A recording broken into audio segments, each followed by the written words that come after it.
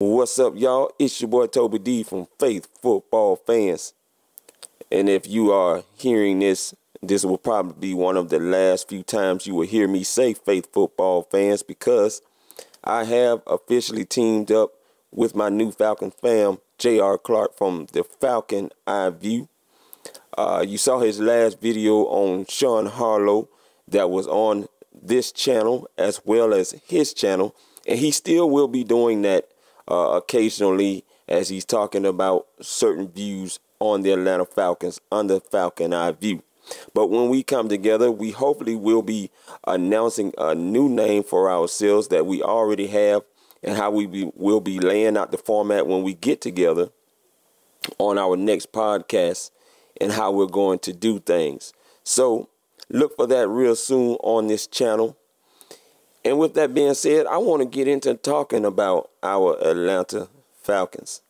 Now, many of you already know, since after the Super Bowl, many jokes have been made. Not just from the New England fans, who really are the only team that deserve to do so, because they did come back from a 25-point down deficit to beat the Atlanta Falcons, for Tom Brady to win now his 5th Super Bowl ring and Lombardi trophy, and to be considered one of the best, if not the best, quarterbacks of all time. Now, that can be heavily debated and argued amongst many around the nation. But however it goes, the jokes did not stop pouring in.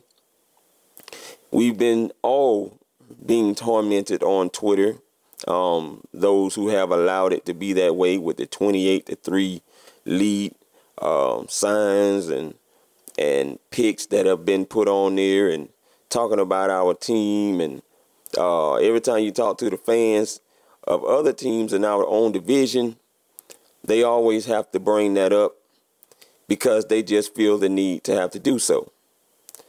But I'm going to tell you right now, I could care less about any of it, because it doesn't really matter to me. Now, the Falcons lost. Does it suck? Yes, it sucks. But am I hurt by it? No, I wasn't hurt the night it was over, and I'm still not hurt right now. And now many people that have heard me tweet that, especially fans of other teams, would call me not a fan because I didn't cry when it was over, or I didn't throw a tantrum when it was over, or I didn't want to fire the coach or players from the team for all being a part of that collapse when it was over. Yes, we choked it away. Yes, we collapsed, however you want to call it, whatever C word you want to use. Just like I-85, and I've seen people make jokes about that, using the 28-3 scoreboard over the I-85 collapse that happened a couple of months ago. And shout out to all those, by the way, that were involved in getting that rectified in such record-breaking timing for us to be able to finally get through some already this bad traffic in Atlanta. That definitely does help, especially going into the summer, where usually things are a little bit more quieter because there's not a lot of school going on, which in turn a lot of people go on vacations and they're not on the road as much as they usually would be during the time of the school year. So I just want to throw that shout out right there, and shout out to the Falcons for supporting many of the firemen and all that was involved in helping to get that fire put away, so that things could be done the way that they are now done right now in the ATL. I just thank everyone for that. And now getting back to what I was saying about the 28-3 lead. Hey, we lost it. But when you listen to everybody, including the coach, because it starts with Dan Quinn, the positivity that he's had and his outlook on it. Now, no player or coach wants to offend the Atlanta fans by what they say. So when you listen to them, they try to be ever so careful about what they say. But at the same time, they know that you cannot afford to be down on what just happened. When you look at all the great things that have happened around you in the way that you played in that 26-16 season when you really were not supposed to even be there. You did a lot of great things. You beat up a lot of great teams. Okay, you had the toughest schedule, tied for the toughest schedule in the conference, along with the San Francisco 49ers, who actually looked like what many projected you to look like. So why should I be sad about any of that? I'm not. Now we know the only way to get that taste out of your mouth is you got to get back to one and hopefully win it. And ladies and gentlemen, we are in position to do exactly that. As you heard Matt Ryan say when he was asked about how he dealt with it, the Super Bowl loss. He said he watched the tape the same night after the game was over just to see what he could have done better. He know he couldn't have taken that sack, but he did. It happened.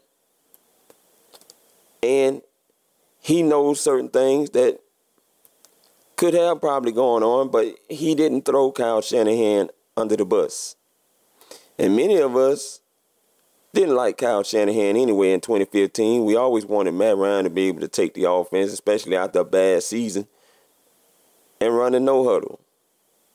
And then Kyle Shanahan comes with a great play calling season, and everybody loves him. And then all of a sudden, the Super Bowl loss, many of you are back where you started off at in 2015 with your love-hate relationship for Kyle Shanahan, and that's fine. I never really had bad feelings about this guy, and it was reported just recently that he came out and revealed the plays that haunt him still to this day. But the truth of the matter is he's no longer a Falcon offensive coordinator. He's now the head coach of the 49ers, and much success to him over there for that. But you can't go back on what happened. It's a done deal. But I tell you what we can do. And Matt Ryan said it himself. We are a young team, and we have a lot to be optimistic about.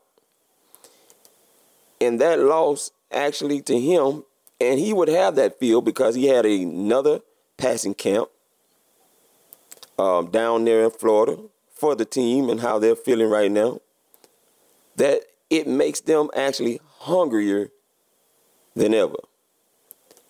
Then you hear Mr. Devonta Freeman come just not too long ago, and he talks about how he added on 5 pounds of muscle. And not only did he do that, how he would like for his running style to be this 2017 season. And he used the words punishing and disrespectful. And ladies and gentlemen, that's exactly what I feel my team is. Young, hungry, and will be looking to be disrespectful on all those that talk about them and have talked about them. The fans of the opponents that we have to play this season, we will not apologize for beating you down. Some of y'all we already played in our own division, and we put 40 burgers up on every one of y'all. Yes, you went out and you had a draft. You brought in a few free agents. Now, I can say that a certain free agent class might need walkers right now because Carolina Panthers went old. Now, if that's going to help them with Julius Peppers and Adams as safety and bringing Captain Monolin back, then so be it. But me personally, I don't trade away young for old. Now, despite how they felt about Coney Ely, the guy had 14 sacks in 3 seasons. That's pretty doggone good to me when you're averaging 4 to 5 sacks on that team as much as they blitz. But you know, what do I know? I'm a fan. But I tell you what, I don't see that happening. Now, we shall see what happens with Rashid Hegman. And we'll see if new defensive line coach, who already worked with Dan Quinn, I think at the same position as that coach at the Florida Gators before he had to leave and wanted to focus more on his family. But if Brian Young can't get anything out of Rashid Hegman, who had a pretty decent playoff run, then I don't know who will. But we'll see how that goes, because he don't have 14 sacks that he collected, and they came into the league, him and Coney Ealy, the same year. So you let him go to New England and he has success, that's on you. It is what it is. As they say, the rich keep getting richer. And New England definitely got rich during the free agent period. So the draft didn't really have to be much of a focus for them. They're hungry to go back to another two, and they just won one in a historic fashion. Yes, we are going to be that team known as the team that historically blew a Super Bowl 25-point lead. But you know what? As fans and players in this organization, we've been through a lot of stuff. And if we've gotten through all of that, I see no reason why we cannot get through this. Now, I don't know what to tell you if you are still in May feeling down about the Falcons losing that Super Bowl, but I know what I can tell you. We're young, we're hungry, and we're looking to be disrespectful. And that's just how I see it. We're going to take that 28-3 lead jokes that you fans and players, Willie Snead know what I'm talking about, and shove it right down your football throats. And we're not going to apologize about it. Now, you hear all this talk about Super Bowl hangover. I don't see it, because I've seen positivity, nothing but absolute positivity from everybody on this team in their pressers. I don't see a Super Bowl hangover. You know why? One of the reasons is my coach, if we had to play New England, he wasn't going to be coming out saying it's unfair on Thursday night, that you got to play the team. You don't have enough time to get your roster together, like one coach I know. See, whether people realize it or not, certain guys like Stephen A. Smith who trying to say, well, hold on a second now. We saw Carolina make the Super Bowl, and we saw what happened to them the next year. Well, my coach is not going out of there being negative, talking about we shouldn't have to play against New England. Now, even though that didn't happen, we're not going to meet New England till, I believe, week 7 or so. The fact of the matter is he's been positive the whole way through. And the players on this team are not talking about when they was asked if they watched Super Bowl that they didn't watch it. Many of them watched that Super Bowl many, many times over. Now, that ought to tell you all you need to know right there about the hunger factor. They're hungry. And that is what I love about this team. Young, hungry, and looking to be disrespectful. Now, despite all the contract talks with Devonta Freeman, Arthur Blank, Thomas Dimitroff have already gone on record saying that they are going to take care of my man. And you best believe when the owner comes out and says it, it's going to get done. Now, in my mind, I'm thinking somebody else has got to go for this to happen. Now, we're supposed to get a little bit of money back. I saw somebody posted that we were like 6-point-something million under the cap right now. And maybe nobody's going. Who knows? But we'll see if they're going to need a little bit more money, or they're going to restructure somebody's contract so we can make sure that our man Freeman gets taken care of the way that he deserves, so that he can send his sisters through college. But we got a great team. And one of the advantages that I feel we have over the Tampa Bay Bucks, the Carolina Panthers, and New Orleans Saints is we develop our rookies faster than they do. You know what that means? We'll stay competitive and get the most out of them before we wait 3 years to put them on the field, when some of them will already be going into their 4th year. Before now, if they are very good in that 3rd year that you took so long to get them on the field, now you got 2 choices to either you're going to pay them or let them go. So you know what we do? We get the most out of our rookies right away. We don't wait. That's why we can start 5 rookies, 4 of them on defense and 1 of them on offense. And they are very productive players. That speaks a lot to the credit of this coaching staff with being the development team that Dan Quinn says that they are going to be. And they're showing that right now. I don't see anybody else in our division doing that. You saw Carolina try to do it when they put them corners out there. Now, one or two of those corners started playing better as the season went along. But you know what? That still didn't get them out of a 6-10 season. And despite them always throwing Tampa Bay at us, and for some reason this year, because of Hard Knocks, they're trying to throw them down our throats even harder than ever before. They still went 9-7.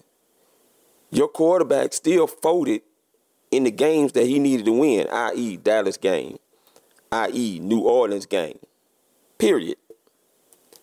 So don't talk about my quarterback, because my quarterback showed up. And my quarterback, believe it or not, he was not the only one that was responsible for that collapse. Everybody was. All of them. And they all own it. Dan Quinn's running around right now. He has taken a military term and he is using it in full effect. Soon as rookie minicamp came, he passed out bracelets that said, "Embrace the suck." Now, these rookies have no idea what it was like in that Super Bowl because they didn't play in it. But the one thing they will know is there is a process and what you're going to have to go through, and it's a long one to get back. And if the passion is really in you the way that you say, as a veteran, you will lead these rookies into seeing and you showing them by example that, yes, I just lost this Super Bowl, but I'm going to take that in stride as much as it sucks, and I'm going to use it to my advantage. And so far, all the players are talking the right stuff. So far, all the players are doing the right things. They have a nutritionist now that they have brought aboard. And you heard Devonta Freeman talk about it. You heard Keanu Neal talk about how he's taking care of his body better and the advice that he's given to the rookies when he was asked about the advice that he was going to pass down to the rookies that are coming in. Everybody has been talking about how they've been taking better care of their bodies. Excuse me. That doesn't sound like a Super Bowl hangover team, ladies and gentlemen. Now, of course, all that will have to be proven when they get on the field this September, because everything looks good when you in the off season and you in camp. Preseason, nothing to get jumped-ified about, because we know sometimes some things look bad for our Atlanta Falcons. It has the last 2 seasons under Dan Quinn. But what we might look like in preseason, nothing close to what we come out like after experimenting in the regular season. That's been a fact. Now, with the exception of year 1, where we started out 5-0 and crashed and burned. But you didn't see that happening in 2016. And I see us being even better, more potent, more dangerous, and attacking even harder. You can bring your best shot, but you best to believe we're going to bring ours too. Pound for pound. Period. Now, I can go on and on about my Falcons, but this is the last thing I'm going to suggest as an advice to my Falcons family. Don't let people deter you from supporting your team. What we started in them playoffs, we need to continue that when we get in this stadium, those who are able to afford to go. And if you can't go, you need to be yelling at that TV to the highest max like those players and the coaches can hear you. And we need to be supporting our team this summer when it gets time for camp and be out there in record numbers to the point where you probably can't even get in because we're all over the street at Flowery Branch. Let's show these other fans what this is all about, what this brotherhood is really all about. The height we started reaching, we need to continue to build on that. And this city becomes one of the best sports towns you will ever know, to add that on our resume. We already bad, but now we can be even better. And that's all I got to say on that. Rise up, brotherhood. Let's get back to Super Bowl 52. Again, this is Faith Football Fans. Probably the last time you're going to hear it. I'm Toby D. Peace. I'm gone.